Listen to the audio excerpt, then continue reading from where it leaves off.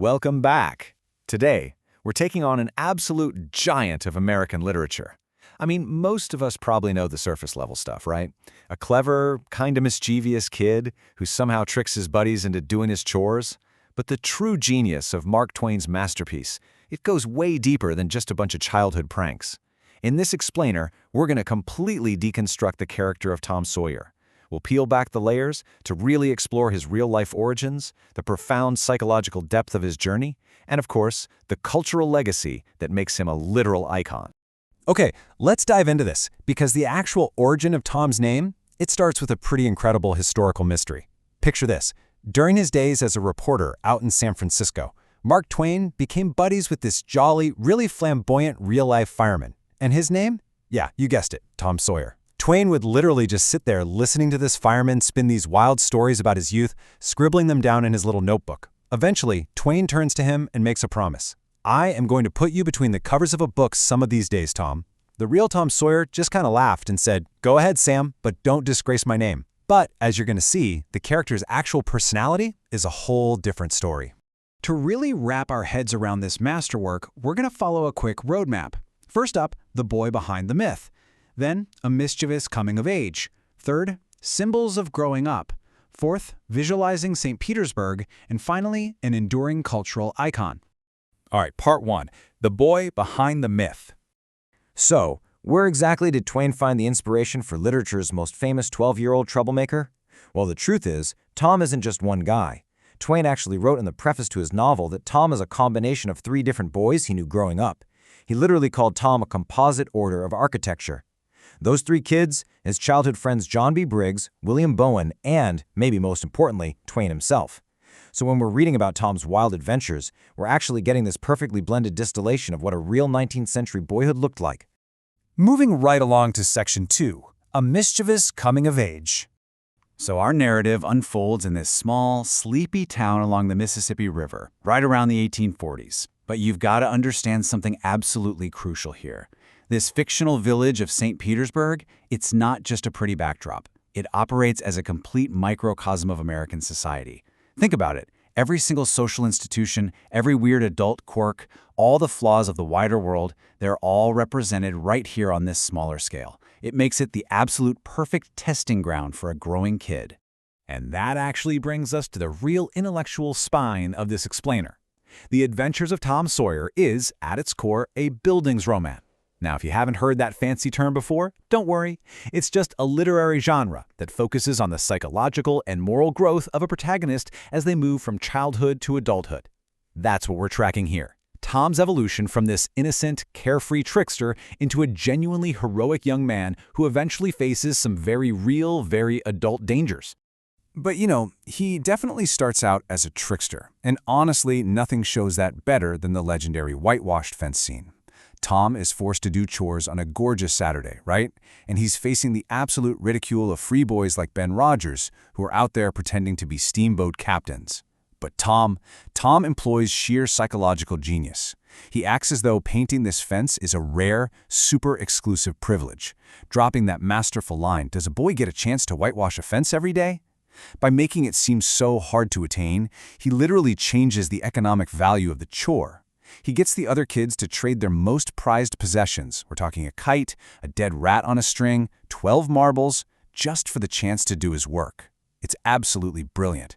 It shows us his incredible cleverness, but you can see it's still firmly rooted in the innocent, playful world of a child.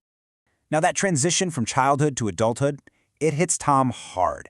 As we mentioned, it starts with harmless games, running around playing pirates or Robin Hood. But the absolute, undeniable turning point of the whole novel happens when Tom and Huck Finn sneak into the graveyard at night. They witness a real-world danger, the terrifying town recluse, Injun Joe, murdering Dr. Robinson and framing poor, innocent Muff Potter. Suddenly, bam, the dark adult world violently intrudes on their sunny childhood. Out of pure fear, Tom and Huck swear a blood oath to keep silent. But, and here's the kicker, ultimately Tom achieves true moral maturity. His conscience literally forces him to testify at Potter's trial. He risks his own life to save an innocent man. So the really crucial takeaway here is that by the end of this massive journey, Tom isn't just morally mature on the inside, society actually recognizes him as a young adult. After he and Huck survive the cave and uncover Injun Joe's hidden gold, the town rewards them. They invest the money and give the boys an allowance of $1 a day. Now, to put that into perspective, in the 1840s, $1 a day was serious money. It officially economically marks their entrance into the adult world.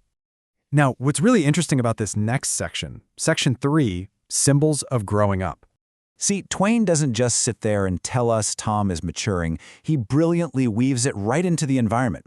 Take the cave, for instance. When Tom and Becky Thatcher get hopelessly lost in that winding, pitch-black labyrinth, the cave serves as the ultimate trial. You'll notice that coming-of-age stories often demand the hero be separated from society, right? They have to rely solely on their own personal resources. So when Tom safely guides them out, he exits that cave as a young man. Then we have the storm on Jackson's Island. That serves as an external symbol of Tom's internal conscience, literally making him fear God's wrath for his misdeeds. And finally, the treasure itself. That's the symbolic goal that proves Tom's heroism and confirms for sure his transition to adulthood. And honestly, here's where Twain's true brilliance really shines. He shows us that Tom's childhood make-believe games, the robbers, the pirates, they were never just silly distractions. Actually, they were absolutely necessary rehearsals. Think about it. By pretending to face danger, Tom inadvertently trained his mind. He was building the mental muscle to handle the terrifying, real-life experiences he would eventually face in the graveyard and inside that cave. It's like a giant puzzle coming together. All right, let's look at Section 4, Visualizing St. Petersburg. So how was the physical look of Tom's world actually created for the very first readers way back in 1876? Well, the answer comes down to this absolutely staggering number, 160. That's how many illustrations were created for the first edition by an artist named True Williams. At the time, the publisher felt the manuscript was, a bit too short for a subscription book. So they heavily relied on Williams to churn out a massive amount of visual content, just to make the physical book look bulkier and a bit more impressive to buyers. Twain himself was actually thrilled with what he called the rattling pictures that Williams produced. In fact, he shared this incredibly poignant quote in a letter to his friend William Dean Howells. He wrote, "Poor devil, what a genius he has, and how he does murder it with rum. He takes a book of mine and without suggestion from anybody builds no end of pictures just from his reading of it." It's kind of heartbreaking, right? Despite his tragic personal struggles, True Williams essentially built our entire collective visual memory of Tom Sawyer. But check this out. Here is a truly fascinating piece of publishing trivia for you. There is a hidden Easter egg right at the end of the book. The final drawing that is supposed to represent Tom's Aunt Polly, it's actually a recycled, much older image of a completely different character. Yeah, no joke. It's a drawing of Mrs. Partington, which was this popular comedic character created in the 1850s by a humorist named Benjamin Shillaber. Now, publishers back then loved to reuse images to save a few bucks, but a lot of scholars believe Mark Twain purposefully allowed this. They think it was a nod, like a visual quotation, to acknowledge the massive literary debt his own characters owed to Shillaber's earlier work. How cool is that? Which leads us nicely into Section 5, an enduring cultural icon. From being a composite of 3 real boys to the star of a brilliantly written coming-of-age story, Tom evolved into something way bigger than just a book. I mean, just look at this incredible legacy. Tom's universal appeal has translated to the screen continuously for nearly a century. He was played by Jack Pickford way back in the silent era of 1917, then Jackie Coogan in 1930, all the way up to Jonathan Taylor Thomas in 1995. And honestly, those are just a few drops in the bucket. We're talking everything from Soviet television miniseries to Japanese anime to modern video games. Tom's spirit of adventure, it's proven to be completely boundaryless. But to really sum up why this story endures the way it does, we have to look back at Mark Twain's ultimate goal. In his preface, he explicitly wrote that while the book was absolutely meant to entertain boys and girls, he desperately hoped men and women wouldn't shun it. His actual plan was to pleasantly remind adults of what they once were themselves, and of how they felt and thought and talked, and what queer enterprises they sometimes engaged in. When you get right down to it, the whole shebang is just a profound, beautiful celebration of the magic of childhood. And that leaves us with something really interesting to think about. We've seen how Tom's games of pirates and robbers basically acted as a training ground for the hero he was going to become. So I want to ask you, what childhood games of yours laid the foundation for the adult you are today?